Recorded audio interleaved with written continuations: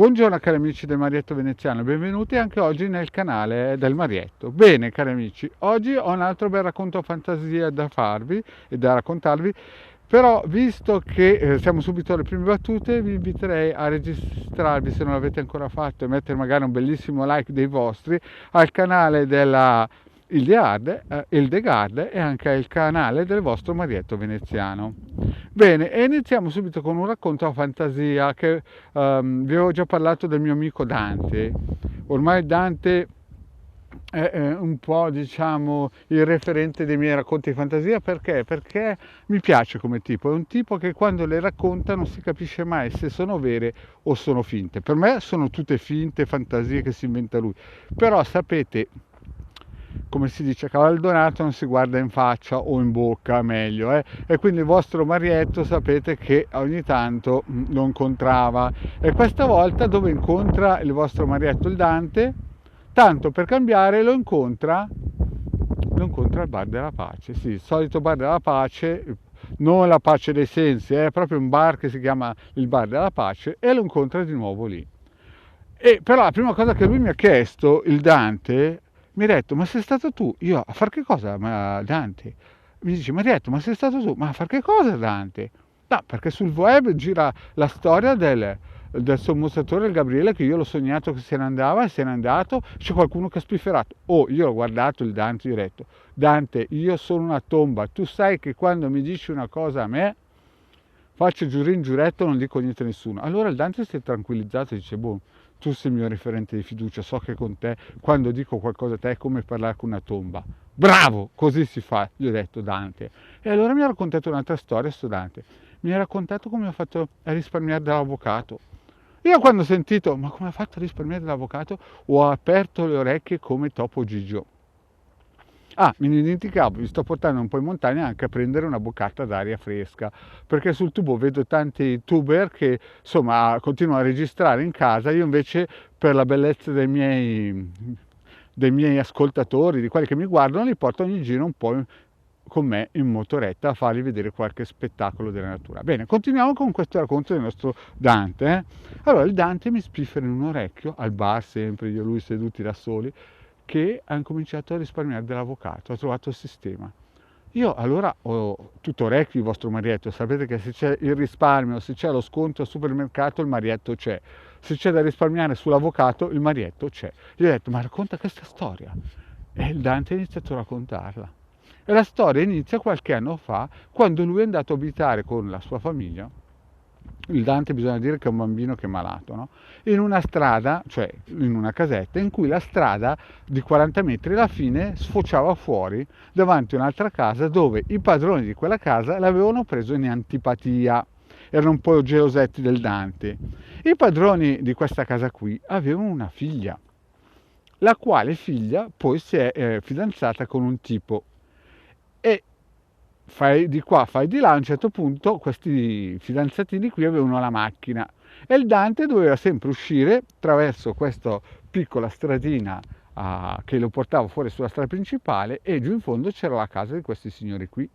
E questi signori qui avevano dato l'ordine alla figlia e al futuro marito della figlia di parcheggiare sempre la macchina davanti all'entrata, in modo che il Dante non potesse uscire. Quindi cosa succede? Succede che il nostro Dante ogni volta che usciva doveva fermare, scendere dalla macchina, andare in questa casa, bussare e aspettare i loro comodi, e chiaramente questi uscivano e dicevano: non lo facciamo più, adesso non la parcheggiamo più lì, e via dicendo. E la storia è andata avanti per 3 anni. Il Dante tutti i giorni, 3-4 volte al giorno, tutte le volte doveva arrivare lì con la macchina, col figlio magari malato che doveva andare all'ospedale destra-sinistra, e fermarsi e aspettare i loro comodi. Anche il Dante, insomma, è un uomo di fede, perché avete sentito negli altri racconti che il Dante, se c'è uno che ha fede, è il Dante. Però a un certo punto, dopo 3 anni, uno si è anche spiazzentito. E poi ha fatto 2 calcoli, mi ha raccontato il Dante. Il Dante mi ha detto: senti, se io iniziavo una guerra con questi qui, questi sono ricchi, se prendevano un avvocato io la perdevo. E io gli ho dato ragione, quelli sono proprio ricchi, perché so di chi sta parlando. Quella gente erano ricchi in confronto a lui, no? Insomma, fra tutti 20-30 mila euro fra le loro paghette, no, 30 mila no, ma 18 mila tutti li prendevano assieme. Sapete che il Dante era un morto di, cioè è un morto di fame, quindi un anetto, un microscopio contro una famiglia così, anche lui ha tenuto duro 3 anni, però dopo il Dante si è stancato. E voi sapete che quando il Dante si stanca le racconta grosse. Eh sì, bisogna il giubbetto antiproiettile per credere le cose che dice, però il Dante me l'ha raccontata come ha fatto risparmiare sull'avvocato. E sapete come ha fatto? Gli è venuto in mente il suo ex vecchio amico padrone di casa dal nome Carlo, che da piccolo gli aveva raccontato che era un radiestesista anche lui. E gli ho detto, è vero, tu sei un radiestesista, Dante. Sì, mi ha detto, e ho usato la radionica. No, sì, no, veramente Dante, sì. E come hai fatto? Me l'ha raccontato. Praticamente è fatto così. A un certo punto lui ha pensato, se io entro in guerra con questi qua, questi mi spelano vivo. Perché? Prima di tutto hanno come reddito 18.000 euro al mese tutta la famiglia, e io se arrivo a 1.000-1.500 è un miracolo, e quindi qualsiasi avvocato che prendo io mi spelo vivo e loro la macchina continueranno a parcheggiarla lì. Però sono un radiestesista e io guardo Dante e dico, è vero Dante, tu sei un radiestesista? E poi ai tempi girava voce che eri anche bravino, cavoli. E lui dice, è vero. E questo qui gli devo dare atto che Dante ai tempi, quando era giovane, era uno dei più gettonati. Sembrava un astronascente, poi così, sapete com'è la vita, no? Fai una cosa di qua, fai una cosa di là, il Dante si è un po' perso nei suoi sogni, no? Comunque, poi tra l'altro, come si chiamava quello che continuava a parcheggiare la macchina lì? Il Dante è abbonato a Gabriele, anche lui si chiamava Gabriele. Volai della favola, dopo 3 anni che tutti i santi giorni il Dante si fermava, doveva scendere, andare a chiamare questi qui per 3-4 volte al giorno, il Dante un bel giorno ha detto basta. Avvocato non lo prendo perché costerebbe troppo, e io ho detto, e allora spiegami come hai fatto. Allora lui cosa ha fatto? E me l'ha spiegato filo per segno, però qui non posso raccontarlo, perché gli ho promesso che io non dico niente di quello che mi dice lui. Però lui mi ha raccontato così. Ha preso un circuito radionico di quelli che dividono, al posto di quelli che uniscono, l'ha messo dentro, ha controllato un girettino di pendolino e dopo 6 mesi la coppia è scoppiata. Quindi praticamente il Gabriele ha preso i suoi 4 stracci e se n'è andato, e la tizia è rimasta senza il suo bel Gabriele. Quindi praticamente la strada da quel momento lì in avanti è sempre stata libera.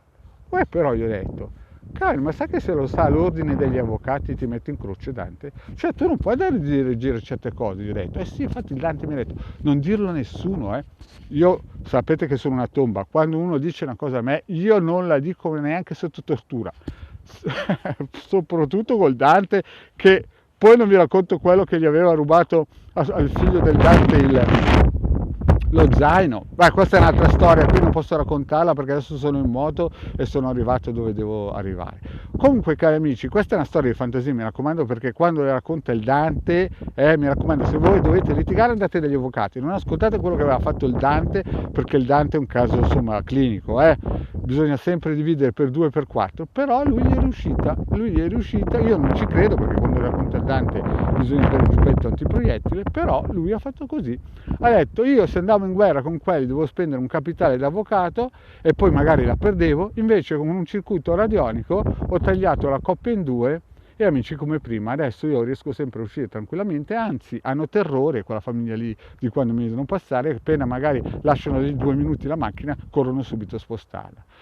Cari amici, il racconto fantasia del vostro Marietto è finito, mi viene sempre in mente il mio vecchio Zefulio che diceva chi comanda l'eterico comanda il mondo, però io queste cose qui non ci credo, non ci credo, anche se Franz Bardo nel suo Mago Frabrato aveva fatto capire che il Dante non era poi sulla cattiva strada. Comunque amici, io queste cose non ci credo e vi invito a iscrivervi di nuovo al canale di Hildegard e Marietto Veneziano e di seguirci nei gruppi Facebook. Grazie cari amici e alla prossima, ciao!